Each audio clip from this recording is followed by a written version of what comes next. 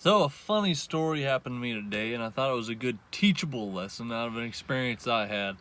Right off the bat, I want to go ahead and say I am not a guru or a master business person at all. I just am going to tell you how I felt as a customer whenever approached with trying to get work or funding from, and kind of reverse engineer it for you guys and let you kind of know how I feel about it. And when by doing that, hopefully it'll kind of jog your memory to remember what it's like to be on the other side. If you're starting your own business, be aware of how the other people are feeling. Now, when I talk to someone, I ask someone, cold call someone, which I don't do very often and I'm going to do more of, but when I do this, I make sure and ask if they need my services. If they don't, then I ask if they have anyone that they could refer. If there's anyone that might need my services. They say don't. Then it goes on to, well, could I call you back at a later time? Do you think you may need me? And if they say no, after asking, could I call you back later? I say, you know what, I appreciate your time, and thank you for answering my questions. Then I get off the phone real cordially, because they're not my customer. They're not my client. They don't need me. There's nothing that I could do that would help or benefit them whatsoever. So they're not the right people. That's all right. We're all human beings. Have a normal conversation, a nice conversation. Say thank you very much for your time, because you are interceding in their time by asking all this stuff. And just for them to have a conversation with you is a very big deal for me. So that's really awesome. I was called up today trying to get a job done. And during this time, I got a call for another job, which, I tried to handle really quick because it was on the clock. And then I got another call. I was like, man, today's a good day. So I answered, said, hello, this is Welderbeast with Welderbeast. How can I help you? And like, hey, this is just so-and-so from so-and-so school. You recently last year just gave money to our posters for baseball, and we're wanting to know if you could do it with football. And I was very honest, because I really don't feel like it's a lucrative business to play people around. Said honestly, I can't do it right now. And they're like, oh, it just is the money? I said, no, honestly, it's not the money. I said, I did this last year, and I keep pretty close tabs on where all my marketing funding goes out. And I spent money on it, and I never got a single job out of it.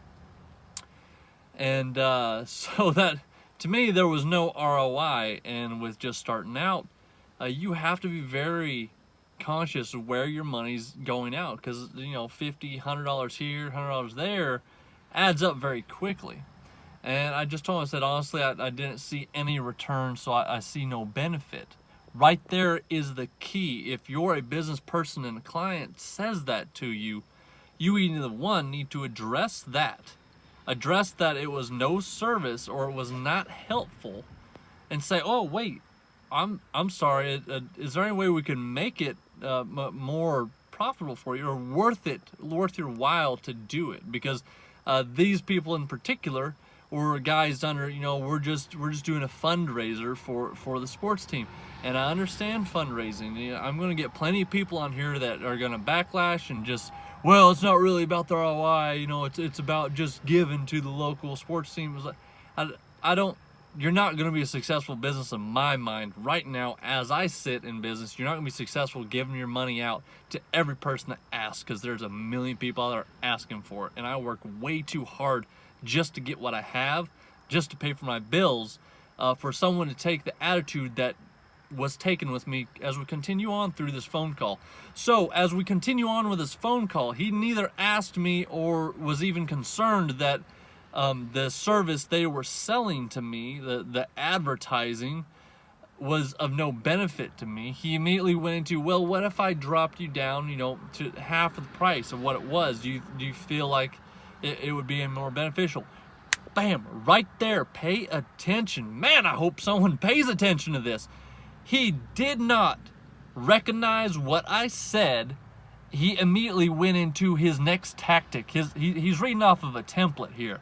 Immediately that sets me off as, look, this dude isn't even listening to me. He's not even worried or concerned about my concerns. He's just going off of a list and immediately assumes that, oh, it must be the money. Maybe we can half the price. When I tell him, no, that's not the issue, he still tries solving my problem by telling me, oh, we'll cut it down for you. Will that be it? So this is where things get nice and spicy. I say, no, the price is still not the issue. I saw no return on my investment last year. Even by having the price, I made $0 back on my investment. So again, it is not of any value for me to do this. I got 0 calls from it. It was not a lucrative marketing endeavor. So he said, okay, well, that's all right. Do you mind if I call you back later? That's a good follow-up. Do that. Ask if you mind if I follow up. And I said this: don't play around with people. If you do not want these people to call back, say no. Don't say, yeah, go ahead and give me a call back, because you are just wasting their time and your time. In the long term of business, is every phone call you have to answer and go through this whole rigmarole because you said, yeah, go ahead and call me next year. Maybe I'll want to, because I knew right off the bat, I've learned this. These people have called me 3 times and I keep saying, yeah, go ahead and give me a call back. And I know I'm just playing a game with these guys, and it's frustrating for me when I answer the call, and it's got to be frustrating for them because they know it's like, dude, this guy keeps saying no and call him back later. So we do, and then he still says no. So it's just a waste of their time having to go down the list. I said, honestly, no. It was not a good return on investment. As of now, I don't see that changing next year. And that's how it was. And immediately, instead of thanking me for my time, I was literally in the middle of a job, just sweating, trying to get this job done because it's on the clock, and he's going through all this. There was no appreciative attitude of, well, thank you for your time. I'm sorry that I took your time. I'm sorry that it didn't work out for you. Hopefully we'll be able to get it figured out to where we can start getting people more ROI or return on their investment. Look, he did not say any of that. This is exactly what he said. Okay, awesome, thanks, bye. Before I could say, okay, you have a good day, he said, thanks, bye. Bloop! Just like that. I didn't even respond back. Do you think they will ever get my business? No. Now, reverse engineer that. When you're making calls, remember that people are people. They may not need you now. They may not think they need you in the future when they tell you that to not call them back.